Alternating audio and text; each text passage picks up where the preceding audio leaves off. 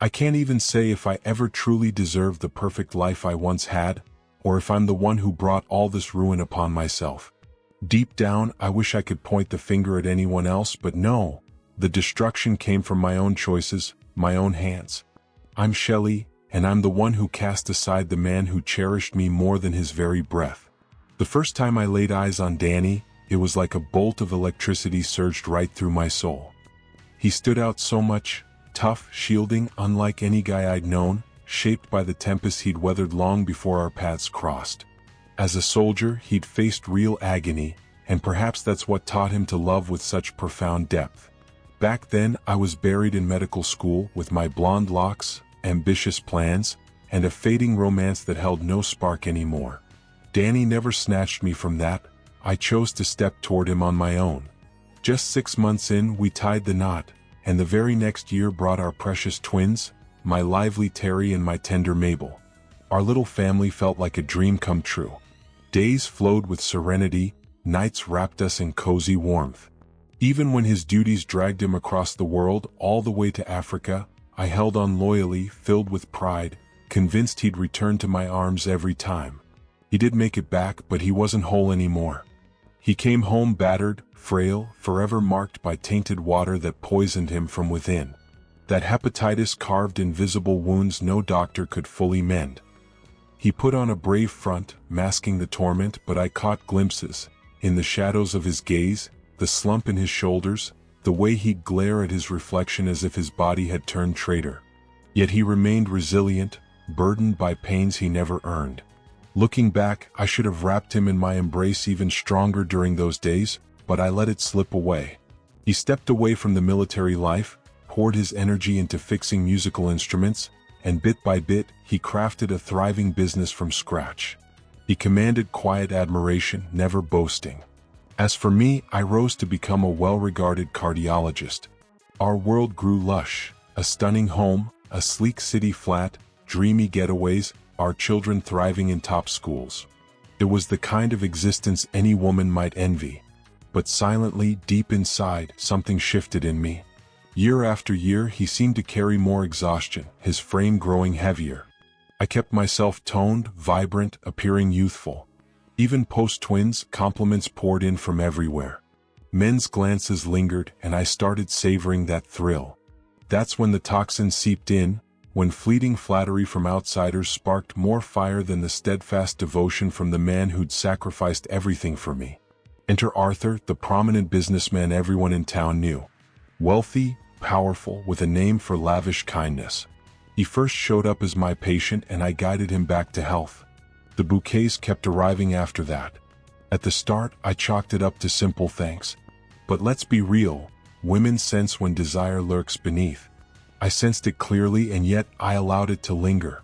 Then one evening, as he exited the hospital, Danny arrived to drive me home.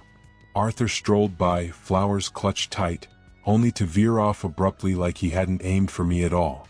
My cheeks flushed hot. Danny picked up on it. I brushed it aside with a chuckle. That tiny deception, so small, but it planted the seed of doom. Days later, over a meal, I mentioned offhand about this gala Arthur was throwing. I aimed for casual tone. He just wants to show appreciation, I said. Big names will fill the room. But Danny's expression had already darkened. In his steady voice, he cautioned me, if this crossed any line, it could shatter us beyond repair. He placed his faith in me and I trampled straight over it. On party night, I slipped into a sleek crimson gown that clung just right, making me feel empowered, refreshed, buzzing with energy. Danny looked sharp as ever, but worry etched his features. His watchful eyes tracked my every step. He suggested we bail, cozy up at home instead, and I insisted we'd committed to this. Oh, how I regret not heeding him, not nodding yes. But the side of me craving the spotlight? She seized control. At the venue, even the doorman announced me as Shelley Vera's plus guest. My devoted husband, the rock for our kids, reduced to an afterthought. And rather than stand up for him, I acted oblivious. That right there exposes the selfish creature I'd turned into. Once inside, Arthur welcomed me like I belonged to him alone. He pressed a kiss to my hand, calling me his lifesaver. Danny gripped his handshake tight, almost daring him. I ought to have leaned into my husband then. But no, I made excuses and dove headfirst into Arthur's glittering realm of luxury and praise. That's how Danny faded into the shadows, and I permitted it without a fight. Arthur pulled me onto the dance floor. My pulse raced wild, dread, rush, remorse all knotted up. He murmured compliments, how stunning I appeared, how he longed for the evening to stretch forever. His palm settled firm on my hip, and I left it there unchallenged. As the melody eased, his lips inched nearer. Eyes from the crowd bore into us. I tuned out reality, erasing Danny from my mind even as he observed it all unfold. Suddenly, Danny appeared, tapping Arthur's shoulder with restrained fury. "She's my wife," he stated firmly. He urged me to depart with him. And I froze in place. Arthur clasped my hand tighter, like claiming victory. Danny's face crumpled in shock. For the first time ever, he wasn't my guardian, I was his wounder. His tone rose, echoing through the space. "You're so desperate to be with him that you'd erase me entirely?" The room fell silent, tunes halting. Humiliation scorched my skin. Yet instead of rushing to his side, I pleaded the unforgivable. "It's only tonight, please." Those syllables sealed our fate right in that instant. He'd echo them later, twisting the knife in my soul. Security rushed in. Danny unleashed his old warrior instincts, fierce, precise. Guards crumpled. Arthur hit the floor next, wailing. Chaos erupted with shouts. And me? I dashed to Arthur, yelling at Danny to halt, to vanish, to just go. Unbelievably, I shielded the intruder and betrayed my true partner. Danny paused, chest heaving, staring at me like a stranger had replaced his wife. One last plea from him. "I'm heading out." "Coming with?" I spat the ugliest phrase of my life. "Leave now. You disgust me." And with that, I demolished our union. He strode off alone. No barriers for him. I didn't chase. Much later, after Arthur vanished in an ambulance and the chaos died, reality slammed me. My heart ached like a vital piece had withered away. I raced to the city apartment his grandfather once owned, brimming with vintage art and cherished echoes I adored. I begged silently for him to answer the knock. He did, but his gaze held nothing. No warmth, no forgiveness. Tears streamed as I sobbed apologies, swearing I couldn't bear losing him. But he posed a single, piercing query. "Did you see his intentions coming?" Lies were pointless now. I confessed. I grasped the gist, figured I'd pull back at the edge, but I plunged deeper. I assumed we'd patch up fine after. How blind, how foolish could I be? He pressed why I'd pick an outsider over him. Silence was my only reply. Gently he shut me out. I crumpled against the door. Come morning he was gone, from our house, our children, my world. Calls went unanswered. His workplace claimed he was absent. When our paths crossed again, it was in a cold courtroom, finalizing the split. I put pen to paper, my sobs changing zilch. The man who'd vowed eternal love wouldn't glance my way, and I earned every ounce of that coldness. But fate had more in store, far from done with its reckoning. I figured the party marked rock bottom, that I'd already forfeited all that counted. Little did I realize harsher blows loomed ahead. After that fateful evening, Danny never returned. No responses to my pleas. He even distanced from the twins. They pestered endlessly about Daddy's whereabouts, each question a dagger to my core. I'd linger in their bedroom post-bedtime, gazing at their innocent slumber, aware I'd shattered the haven they treasured. Weeks dragged without a trace. I'd show up at the apartment, but the door stayed sealed. Faint sounds inside hinted he paused at my approach, and truthfully I got why. He recoiled from the monster I'd become, just like I did. Only my job offered any solace, a spot to catch my breath amid the storm. But even in those hospital halls, every corner whispered reminders of Arthur, the intruder who tainted my union, though truthfully I was the true venom. I welcomed it all in. Then came that fateful Tuesday. A gentleman in his 60s stepped into Danny's workplace, not my clinic, not our residence, but straight to his domain. Word reached me later that this was Arthur's attorney, bearing a menacing ultimatum. Mr. Arthur intends to press charges for the harm inflicted that Friday evening. Yet he's open to dropping it all, provided your wife joins him for a weekend retreat at his lavish property. Not in exchange for my regrets, not for dismissing the accusations. No, solely if I surrendered myself once more. How do you wrap your mind around such utter degradation? Arthur didn't crave me out of affection. He yearned to possess me fully, to flaunt to Danny that he could snatch away what belonged to another. And Danny? He simply directed the lawyer to hash it out with his former spouse. He labeled me his ex, even as the legal ties lingered unfinished. The attorney slipped away without a fuss. What counter could there be? When the echo of Danny's words about me in that instant hit my ears later, my lungs seized up. It dawned on me he wasn't bluffing to frighten me. He meant every syllable. In his heart, our bond had already dissolved. He'd laid it to rest. I was lost on what steps to take next. Ideas swirled of dashing to him, pleading desperately, unleashing some raw outcry. But shame locked me in place. The following dawn brought fresh calamity. Whispers raced through the city that Arthur's vast holdings were crumbling. His grand estate had erupted in flames, sparked by a supposed gas escape deep in the cellars. Security personnel suffered injuries. His prized storage for exotic furnishings turned to cinders, obliterating shipments destined for his elite clientele. Reports blamed faulty ancient cables for the blaze, but I knew Danny's essence too intimately. A warrior like him doesn't rely on mere chance for retribution. That very evening, Arthur bolted for Thailand, fleeing like shadows chased him from his deeds. But fate outpaces even jets. Upon touching down in Bangkok, border agents uncovered forbidden drugs stashed in his bags. He was seized, confined to a holding facility, bracing for judgment. As that headline crossed my path, the page slipped from my grasp. I recognized Danny's subtle touch, even unsigned. He spared Arthur's life, yet he dismantled his dominance, his ego, his liberty. He scorched the soul of the one who'd ignited our downfall. And the cruelest twist? A wave of ease washed over me.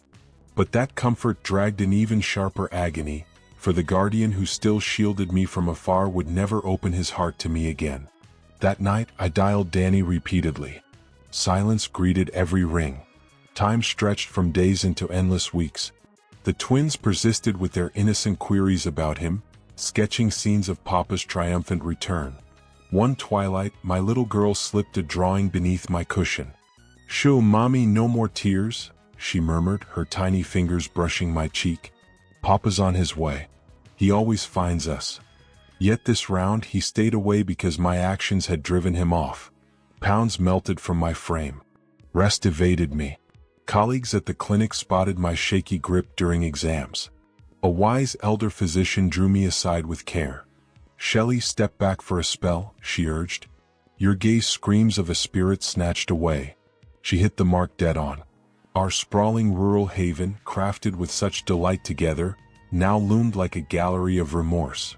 Each space harbored a piercing echo, the kitchen where his arms would encircle me from behind, the yard alive with children's laughter as we sipped morning brews, weaving visions of silver-haired days ahead. And that bedroom where for one foolish evening, I erased the essence of fidelity. Truth be told, I never crossed that final line with Arthur physically. But betrayal often lurks beyond the body, it's woven into the decisions we embrace. And mine was a grave error. One dusk, I donned Danny's cherished vacation tee, infused with sunny vibes and that comforting familiarity. I pressed it to my face and wept until my voice rasped raw. But his scent had faded, replaced by stale emptiness, like a relic abandoned far too long. Over and over, my mind looped back to that gala instant when he implored me to depart alongside him. Why did I linger? Why align with a stranger blind to my depths, while the keeper of my soul beseeched me to choose wisely? Ladies often voice dread of their partners slipping away. I never fathomed I'd be the force shoving mine into the abyss. Soon enough, the little ones grasped that father's vanishing wasn't fleeting. Terry stormed in from class one afternoon, fury blazing. A classmate taunted that his folks were splitting because mommy juggled too many admirers. I couldn't trace the gossip's origin, but it rang truer than I'd admit.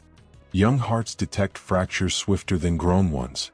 Mabel grew quiet, her words scarce. She'd curl into my bed at night, gripping my limb as if terrified I'd vanish next. I ached to vow I'd remain forever, but I'd already shattered a vow far grander. The void spanning Danny and me swelled into a barrier denser than any past squabble we'd navigated. One midday, wrapping up patient rounds, Mark, and seasoned co-worker, settled nearby in the lounge. "You seem utterly drained," he offered gently. "Reach out if you need an ear." His compassion unleashed my sobs right there in my lab coat. It stung that gentle souls still roamed the earth. I felt unworthy of their light. I persisted in journeys to Danny's secondary flat, clinging to hope he'd unlatch the entrance someday. At last he did, emerging, brushing by without a syllable, securing the lock in his wake, his eyes averting mine entirely. That mute dismissal cut deeper than any blade. It struck me then, hatred wasn't his game. I'd plummeted below that, I no longer registered in his world. Headlines buzzed that Arthur braced for a grave hearing overseas. Tongues wagged his legacy lay in ruins. The once commanding figure who'd strutted into my space with opulent blooms now languished in an alien cell, awaiting fate's hammer. Meanwhile, Danny channeled a hefty sum to the Wild Geese Veterans Association, all under the radar. No fanfare, no boasts. That gesture revealed his vendetta stemmed not from avarice, but from equity, the sort etched into a fighter's code. Perhaps outrage toward him should have stirred in me for his actions. Instead, thankfulness bloomed. He never struck me down bodily, never wrested the children, never tarnished my career or standing. He merely excised himself from my orbit, and that sliced the keenest wound. Certain evenings I'd cruise close to his dwelling, idling in my vehicle for ages, yearning for a glow to spark within. In my fantasies, he'd hover by the drapes, observing yet resolute in his invisibility to me. My ring still graces my finger. Long gone. Dawn's first light doesn't bring thoughts of mere loss. It's the stark truth that I elected to forfeit him. Remorse doesn't dull over the calendar. It hones to a finer edge. Yet a fragile shard of my being clings to the dream that someday he'll grant me a chance to voice it all. Not to whitewash my blunders, but to affirm my love never wavered, not for an instant even amid my nadir. But affection falters when honor lies slain. He merited a partner who'd battle fiercely for him. I morphed into the adversary striking from within. He'd warned once, should this escalate further, catastrophe awaits us. Spot on, and I ignited the fuse with my own tongue. Whether the divorce seals officially yet eludes me, bureaucracy crawls, but I already mourn like a bereaved spouse, for the soul I wed perished the second I uttered, "You repulse me." Some phrases echo regrets across decades. A lifelong specter. But my tale lingers unfinished. Not in my realm. I inhale the wreckage I forged daily. I atone for that evening when I pursued fleeting cheers over clutching true devotion. And whenever the twins inquire, "Mom, when's Dad coming back?" Inferno rages anew within. This is my reckoning. I sense deeper sorrows brew ahead, for fallout doesn't wrap neatly. And my penance? Far from complete. Folks reckon betrayal's harshest sting is retaliation, being two-timed, discarded, or scorned. They're mistaken. The ultimate torment is fading into oblivion for the one you'd sacrifice everything to captivate. Seasons cycled, foliage transformed, climates evolved, but Danny's core remained frozen. He haunted his urban sanctuary like a specter woven from stone. Sole evidence of his pulse came via sporadic funds wired for the children's education and essentials. Impersonal digits, barren of notes, devoid of tender nudges, just stark, hushed closures.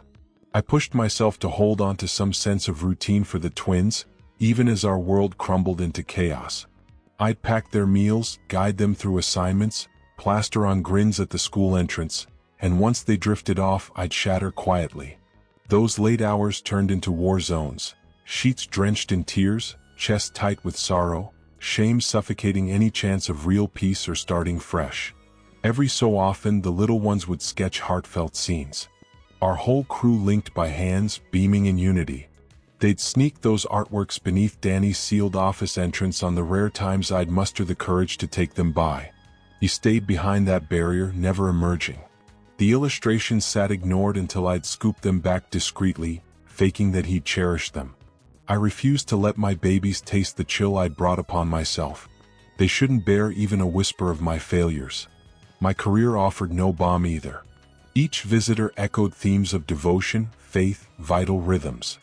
I'd mend fractured hearts routinely, all while mine seeped silently under my professional garb. Certain stares lingered with intrigue. Rumors fly swifter than any ailment. The tale of what unfolded at Arthur's bash had spread wide. Folks pegged me as the healer who traded genuine affection for fleeting spotlight. I grew accustomed to dodging those hushed judgments, treating them like deserved strikes I had to endure. Updates on Arthur's overseas hearing popped up in headlines now and then. Tongues wagged that his collapse wasn't mere chance. They hinted at a calculated move by a skilled force, someone with insider ties. Evidence escaped them, but not me. Still, I sealed my lips, for Danny hadn't merely settled his score. He reclaimed honor for what we once shared. The bond Arthur aimed to shatter. The haven I'd demolished before anyone else could. Part of me yearned to express gratitude. Another ached to plead forgiveness once more. But how do you phrase that to the soul you pierce so deeply? Thanks for dismantling the guy I shamed you over. No script exists for such madness. During one getaway, I whisked the kids to our rural retreat. The sanctuary Danny crafted brick by brick. Those structures still echoed his spirit. The yard held on to echoes of his joy. The hearth longed for his gentle glow. The twins dashed through spaces, echoing calls for Papa as I rooted in place, fingers clenching tight to stifle fresh sobs. Come bedtime, Terry nestled close on my knee, his voice a tender murmur. "Mommy, does Papa still care for us?" I forced down the knot threatening to unravel me and affirmed, "Absolutely, Papa treasures you above all else in existence." He paused, then ventured further, "And Mommy, does Papa still care for you?" That query splintered what remained of my resolve. A fib tempted me, but honesty won. So I breathed out softly, "I pray that someday he might find room for me again." Terry's wide eyes held pure bewilderment. What made him pull away? Some truths a parent dreads unveiling. Yet young minds pierce veils quicker than we do. I shared a stripped-down account. I'd stumbled badly, a massive slip-up. His tiny palm cupped my face as if anchoring my fragments. "Everyone slips sometimes, Mommy. If only mending were so straightforward." A short while after, an envelope arrived, scripted in Danny's familiar scrawl. My pulse hammered wildly against my ribs. I perched in my vehicle beyond the clinic, peeling it open with unsteady hands. No tender declarations awaited. No venom either. Just dissolution documents. Absent any personal message, no blame flung, no farewell, just his mark already etched on the dotted line. The ultimate seal on our grave. I fixated on my empty slot, reluctant to commit the stroke. Inking it meant embracing the finale. Though he'd slipped away long ago, that act solidified no path back. I complied, for true affection doesn't shackle when you've been its slayer. My wails pounded against the wheel so fiercely that a passerby tapped the glass, offering aid. I merely declined with a shake. He departed, abandoning me to wreckage only I could fathom. Existence marched onward, relentless as ever. Expenses piled up. Little ones required nourishment. Duties clamored for my focus. I mastered cosmetics to veil weary eyes. I beamed through a spirit reduced to fragments. My frame soldiered on, but my core lingered scorched in that gala chamber where I'd picked the imposter. Post-separation, my feelings for Danny refused to dim.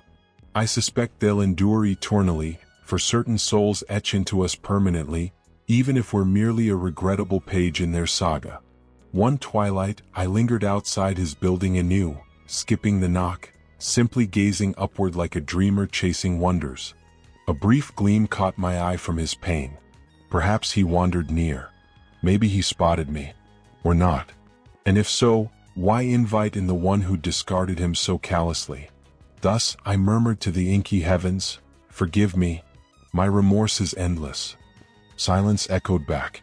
Reports soon declared Arthur's ventures insolvent following the inferno. He'd battle courts for ages, possibly bars. Allies scattered like leaves. The urban titan reduced to a tarnished echo. I felt no glee in his demise. No pity either. I merely pondered if he grasped that the prize he chased now wept for the protector who'd toppled him. Yet Danny claimed no victory lap. He shunned boasts over his feats. Rather, he funneled funds discreetly to the elite warriors fellowship he'd served with, aiding comrades from battle days. He veiled that gesture too. That's his core, a defender who topples threats not for glory but righteousness. I often question why I overlooked his value until too late. Why loss alone unveiled his depth. Why the most resilient romances often crumble under our own weight. Folks inquire if I've mended now. I chuckle wryly. No cure exists for shattering your sanctuary. There are moments I slip back into that crimson ensemble, the garb of our undoing. I confront my reflection, compelling recall of the self who ravaged my path. I cling to that image, for amnesia invites recurrence. I'm done pining for Danny. He's forged ahead, I sense. Perhaps he'll cherish another worthy of his fire. And she'll remain oblivious to the fortune of his embrace. Me, I'll shoulder my sentence in quiet. My band rests tucked in a compartment now. Not adorning my hand, yet near for reflection on who I was. Certain evenings I cradle it close and confide, I cherished you then. I cherish you now. I'll cherish you beyond any claim. That's my deepest truth right there. Not the shiny temptations Arthur waved in front of me. Not the empty compliments I chased so desperately. Just this brutal, heart-wrenching honesty staring back. I threw away my one true forever, and now life insists I learn to keep going anyway. Danny promised me back then that nothing harmful would sneak in that night. He had no idea he'd end up the one shattered beyond repair. As the twins grow taller each day when they turn to me with questions about romance and bonds, I guide them gently. Hold on to someone with every ounce of passion you have, so tight that betrayal can't even squeeze through a single crack. Steer them to shine like he did, far from the darkness I wandered into. Every now and then I pull out those faded old pictures. The joyful smiles, the wild escapades, the sweet moments frozen in time. They cut deep, but they're all I have left to cling to. They're the undeniable signs that someone once poured out endless love just for me. Reminders that I wasn't always this empty, wandering version of myself. My soul remains forever linked to Danny. Even if he's let go of mine completely, I send quiet hopes for his happiness in whatever comes next. I chase my own forgiveness one step at a time. But if that day never breaks, or if his peace stays out of reach, I'll stand tall and own every choice I made. No more hiding behind excuses. I stirred up that furious storm myself. He charged right through it until nothing of us survived. What's left in the aftermath? Only stillness, scattered pieces, and a love that flickered out in the gloom of one devastating evening. This is my raw journey, my honest owning up, my deepest wound, and I welcome every wave it sends crashing over me. Because when you turn your back on the person who'd set the whole world ablaze to keep you safe, the rest of your days become a lesson in surviving right there in the glowing ruins. If this story touched you or made you reflect on the fragility of love, hit that like button to show your support. Subscribe to Dark Infidelity Stories for more gripping tales of betrayal and redemption. And don't forget to share this with someone who needs to hear it. Your actions help us bring these powerful narratives to more hearts out there. Thank you for joining me on this emotional ride.